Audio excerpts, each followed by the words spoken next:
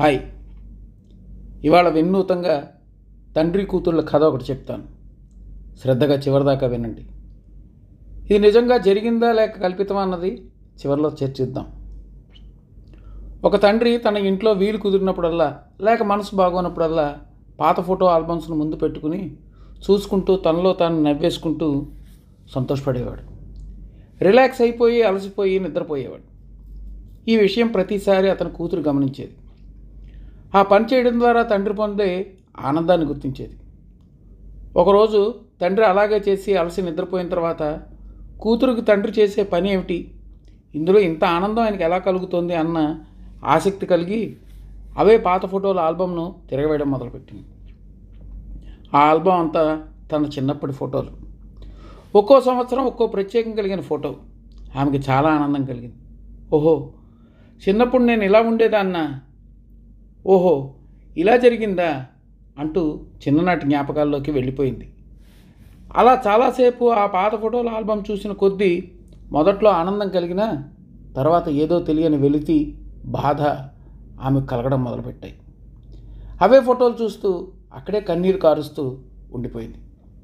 అదే సమయంలో ఆమె భర్త ఇంత రాత్రైనా భార్య పడుకోలేదేమిటా అని ఆమెను పలకరిద్దామని వచ్చి ఏడుస్తూ ఉన్న భార్యను చూసి కంగారు పడి ఏమైందా అని అడిగి ఆమె చెప్పడం మొదలుపెట్టింది. నాన్న చూస్తున్నారని నేను ఇవాళ నా పాత ఫోటోలు చూడడం మొదలుపెట్టాను. మొదట్లో ఎంతో ఆనందం వేసింది. చిన్ననాటి ముచ్చట్లు మరింత ఉత్సాహంగా ఇచ్చాయి. కానీ అలా చూసే కొలది ఒక విషయం నన్ను ఇన్నాళ్ళు లేనిది ఇప్పుడు కలత పెట్టింది. అన్ని ఫోటోల్లో నేనున్నాను, నాన్న ఉన్నాడు, మనం ఉన్నాం, నాన్న తరఫు బంధువులు ఉన్నారు. కానీ ఎక్కడ అమ్మ వాళ్ళ తరఫు బంధువులు, కనీసం తాత అమ్మమ్మలు కూడా లేరు. నేను పుట్టిన వెంటనే అమ్మ చనిపోయింది కాబట్టి అమ్మతో నాకు ఫోటోలు లేవు. కానీ నాన్నతో అమ్మ జీవితం గడిపిందిగా, మరి అమ్మతో ఒక్క ఫోటో కూడా లేదు. ఫోటోలు ఒకటేనా, ఇంట్లో ఆమెకు సంబంధించిన ఒక గుర్తు లేదు, ఒక వస్తువు లేదు. అసలు అమ్మ ఎలా ఉండేది? అమ్మకు సంబంధించిన కనీసం ఒక జ్ఞాపకం కూడా లేకపోవడం ఏంటి? ఈ ఆలోచన కలిగినప్పటి నుంచి నాకు ఏడుపు ఆగటం లేదు. ఏదో వెలితి మనసంతా కలిచివేస్తోంది. అసలు మా అమ్మకి ఏమైంది, ఎలా ఉండేది అని అంటూ భర్తను పట్టుకుని ఏడిచేసింది. బాధపడుతున్న భార్యని అతను ఓదార్చి, దాందే ఉంది, అదే విషయం రేపు ఉదయం నాన్నని అడిగేద్దాం, ఇంత చిన్న విషయానికి ఇంత బాధ ఎందుకు, రేపు తెలుసుకుందాంలే అంటూ ఆమెని ఓదార్చాడు.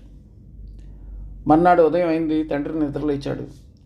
సమయం చూసి తండ్రిని అడిగేసింది, అసలు అమ్మ ఫోటో ఒక్కటి లేదేమిటి, అమ్మకు సంబంధించిన ఒక్క జ్ఞాపకం లేకపోవడం ఏమిటి, అమ్మ ఎలా ఉండేది, అమ్మ తరఫు చుట్టాలు ఎవరూ లేరా, అమ్మమ్మ ఊరంటూ లేదా అంటూ ఎన్నో ప్రశ్నలు వేసింది. అన్నీ విన్న తండ్రి మౌనంగా ఉండిపోయాడు. కాసేపు తర్వాత ఏమీ చెప్పకుండా బయటికి వెళ్ళిపోయాడు. అలా ఉదయమే వెళ్ళిపోయిన మనిషి రాత్రి అయినా రాలేదు, ఇంకో 4 రోజులైనా రాలేదు.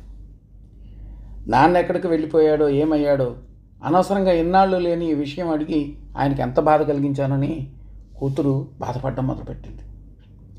ఇంతలో ఆమె దూరపు చుట్టం నుంచి ఫోన్ వస్తుంది. మీ నాన్న ఇక్కడ మా ఊళ్ళో క్షేమంగా ఉన్నాడు, మీరేమీ కంగారు పడకండి అంటూ. అది విన్న కూతురు తన భర్తతో వెంటనే బయలుదేరి తండ్రిని కలవడానికి ఆ ఊరికి వెళ్ళింది. తండ్రిని చూడగానే ఏడుస్తూ, నిన్న ఆ విషయం అడిగి బాగా ఇబ్బంది పెట్టాను, మీరు ఇంత బాధపడతారని తెలిస్తే అడగకుండా ఉండేదాన్ని, ఇంకెప్పుడు అడగను, మీరు వెంటనే ఇంటికి వచ్చేయండి నాన్న అని బాధపడుతూ అంటుంటే ఆమె తండ్రి మాట్లాడడం మొదలుపెట్టాడు. కంగారు పడకు, నువ్వు అడిగింది సబబే. రేపు ఉదయం ఇక్కడ దగ్గరగానే ఉన్న మా నాన్నమ్మ ఊరికి వెళ్దాం. నా చిన్నప్పుడు అదో గ్రామం, ఇప్పుడు కాస్త టౌన్ అయ్యిందిలే, నీకు అన్ని విషయాలు అక్కడ చెప్తానని అంటూ తర్వాత రోజు ఉదయం ఒక గ్రామంకి వెళ్ళారు. అక్కడ తాను నానమ్మ ఉండేదని, ఈ గ్రామానికి వయసులో ఉన్నప్పుడు తాను వచ్చేవాడినని అంటూ చాలా విషయాలు చెప్పడం మొదలుపెట్టాడు. కూతురికి ఈ విషయాలు ఏమిటో అర్థం కాకపోయినా నాన్న ఏం చెప్పదలుచుకున్నారోనని ఆతృతగా వినడం మొదలుపెట్టింది. అలా ఊరంతా చూపిస్తూ సాయంత్రానికి ఒక చెరువు గట్టు దగ్గరికి వచ్చి ఆగి అక్కడ ఒక గట్టు మీద ఆమెను కూర్చోబెట్టి చెప్పడం మొదలుపెట్టాడు. నేను ఎప్పుడు ఈ ఊరు వచ్చినా ఇక్కడికి వస్తూ ఉండేవాడిని. మా నానమ్మ ఊరంతా తిరిగినా ఏమీ పర్వాలేదు, కానీ ఆ చెరువు గట్టు దగ్గరకు మాత్రం వెళ్ళకు, ఒకవేళ వెళ్ళినా అక్కడ దూరంలో పెద్ద చెట్టు దాని దగ్గరకు అసలు వెళ్ళవద్దని హెచ్చరించేది. అసలే వయసులో ఉన్నాను కదా, నాకు ఈ మాటలు ఎక్కేవి కాదు. రోజు సాయంత్రం అక్కడే తిరిగి మరీ వెళ్ళేవాడిని. నేను మొట్టమొదటిసారి మీ అమ్మని అక్కడే చెట్టు దగ్గర కలిశాను అంటూ క్షణం ఆగాడు.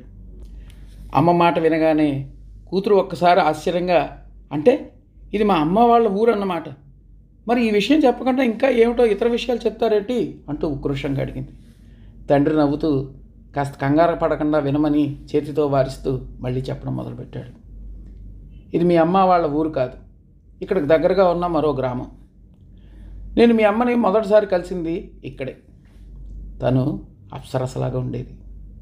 అందమైన ఆకృతి, చాలా పొడవుగా ఉండే జుట్టు, ఆమె కళ్ళు మెరుస్తూ ఉండేవి. ఆ కళ్ళల్లోకి చూస్తూ లోకాన్ని మర్చిపోవచ్చు. ఇంకా నా మదిలో ఆమె ముఖం అలాగే ఉండిపోయింది అంటూ తండ్రి చెప్తున్నప్పుడు అతని మోహంలో ఎంతో ఆనందం కూతురు అల్లుడు గమనించారు. మొదటిసారి చూసినప్పుడు పలకరించేలోపు వెళ్ళిపోయింది. మర్నాడు నేను మళ్ళీ మీ అమ్మ కోసం ఇక్కడికే వచ్చాను. సాయంత్రం అవ్వగానే తాను రావడం, నేను కలవడం, ఇద్దరం కొత్తగా పరిచయం చేసుకుని మాట్లాడుకోవడం మొదలుపెట్టాం. వాళ్ళ ఊరు పక్కనే ఉన్న గ్రామం అని, సాయంత్రం ఇక్కడికి వచ్చి కాసేపు కూర్చుంటే ఆనందం కలుగుతుందని, అందుకే రోజు ఇక్కడికి వస్తానని చెప్పడం, అలా రోజు ఇద్దరం కలవడం మొదలైంది. ఊరు తిరిగి వస్తానని మా నాన్నమ్మకు చెప్పి ఇలా ఇక్కడికి వచ్చి మీ అమ్మతో కాలం గడిపేవాడిని. ఈ గట్టు మీదే కూర్చుని ఎన్నో కబుర్లు చెప్పుకునేవాళ్ళం. రోజు సాయంత్రం ఎప్పుడవుతుందా, తను ఎప్పుడు కలుద్దామని ఆత్రంగా ఉండేది. అలా కొన్ని రోజుల్లోనే ఆమె అంటే ఇష్టం కావడం, అది ప్రేమగా మారడం జరిగి ఒకరోజు నా ప్రేమ విషయం మీ అమ్మకి చెప్పేశాను. తను ఒప్పుకుంటే పెళ్లి చేసుకుంటానని మాట ఇచ్చేశాను. అది విన్న ఆమె అలాంటిదేమీ తనకు ఉద్దేశం లేదని, మన ఇద్దరికీ అలా కుదరదు, అవకాశం లేదని వారించేది.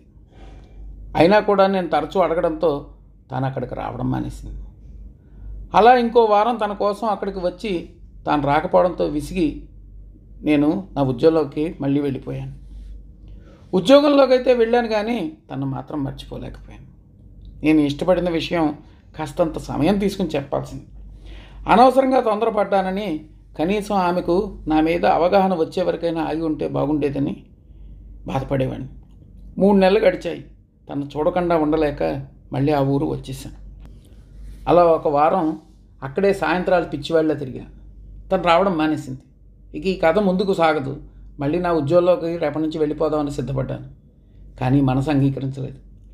ఇంకో రోజు ఆఖరి ప్రయత్నంగా ఉండి తను వస్తే చూద్దామని అక్కడే ఉండడం, అదే సాయంత్రం తనని మళ్ళీ కలవడం జరిగింది.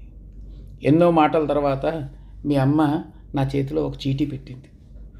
నువ్వు నిజంగా నన్ను ప్రేమిస్తే ఈ అడ్రస్కి వెళ్ళు, ఇక్కడ నీకు బహుమతి సిద్ధంగా ఉందని, అది జీవితాంతం నీతో ఉంచుకుంటే నేను నిన్ను ప్రేమిస్తానని, నా మీద ప్రేమ నిజమని నమ్ముతానని చెప్పి పరీక్ష పెట్టి వెళ్ళిపోయింది. తర్వాత రోజు రాత్రంగా ఆమె చెప్పిన ఊరికి ఇచ్చిన అడ్రస్కు వెళ్ళాను. ఆ ఊరు వెళ్ళిన తర్వాత నాకు అసలు విషయం అర్థమైంది. నేను ప్రేమించిన అమ్మాయి చనిపోయి 6 నెలలు అయిందని, ఆమెకు పెళ్ళి అయ్యి బిడ్డ పుట్టే సమయంలో పురిటిలో చనిపోయిందని తెలిసింది. ఆమె చనిపోగానే పుట్టిన బిడ్డని ఆమె అమ్మమ్మ దగ్గర వదిలేసి ఆమె భర్త ఇంకో పెళ్లి చేసుకుని ఊరు విడిచి వెళ్ళిపోయాడని తెలిసింది. ఇన్నాళ్ళు నేను ప్రేమించింది ఒక అమ్మాయిని కాదని, ఒక ఆత్మని ప్రేమించానని అర్థమైంది. 6 నెలల చంటి బిడ్డను వేసుకుని ఈమెను ఎలా పెంచాలి అని మొదలుపడుతున్న అమ్మమ్మకు నేను నచ్చజెప్పి నా బహుమతి తీసుకుని ఆ ఊరు వదిలి వచ్చేసా అంటూ తండ్రి గాఢంగా నిట్టూర్చాడు. కాసేపు అలా అక్కడ నిశ్శబ్దం ఆవహించింది.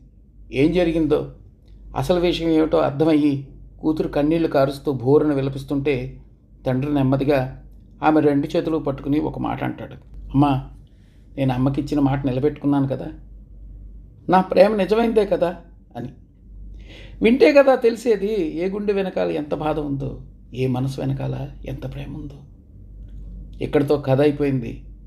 వాస్తవంగా జరిగిన ఒక గాథ ఇది. నమ్మలేకపోతే ఒక మంచి కథ అనుకోండి. ఇది నేనేమీ రాసింది కాదు, ఒక హిందీ పోడ్కాస్ట్లో చెప్పిన దానికి తెలుగులో అనువాదం ఇచ్చాను. చివరగా పాగాలో హోతా హై మొహబ్బత్ కర్నే వాలా హై నా హుషారా.